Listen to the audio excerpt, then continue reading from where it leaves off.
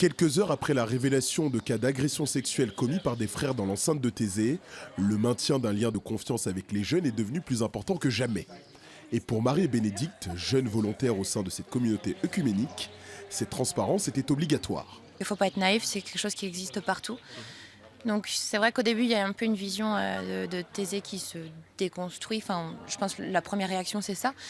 Mais je garde vraiment confiance. Je pense que les frères sont vraiment à l'écoute maintenant pour entendre les gens, entendre leurs réactions, leur manière d'aborder la chose.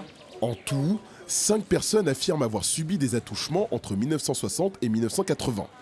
Le site de Thésée, fondé par le père Roger, était alors prisé par les jeunes. Près de 40 000 s'y réunissaient chaque été. Ces 5 victimes se sont confiées aux actuels dirigeants de Thésée dès 2010. Ces derniers révèlent ces agissements 9 ans plus tard. On en a parlé depuis longtemps dans la communauté, enfin on en discutait parce qu'au début c'était les victimes qui ont dit mais on ne souhaite pas que vous en parlez publiquement. Donc la première personne est venue vers nous en 2010. Et donc notre première démarche était tout de suite de croire à cette personne, de croire à sa parole et de l'accompagner.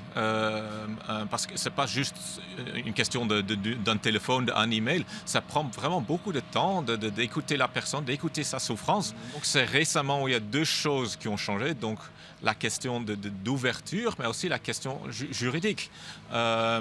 Il y avait le procès Barbara, donc il y a un grand flou de qu'est-ce qu'il faut dénoncer, qu'est-ce qu'il ne faut pas dénoncer. Malgré ces révélations, un des 3 frères suspectés a été maintenu au sein de la communauté. C'est une personne qui est effectivement encore avec nous, mais qui a depuis très longtemps pas de responsabilité ici dans l'accueil de jeunes. Et puis sa situation à lui ne le permet pas maintenant de vivre seul à l'extérieur de la communauté. Le procureur de la République de Mâcon va ouvrir une enquête pour faire la lumière sur ces agissements commis il y a au moins 40 ans.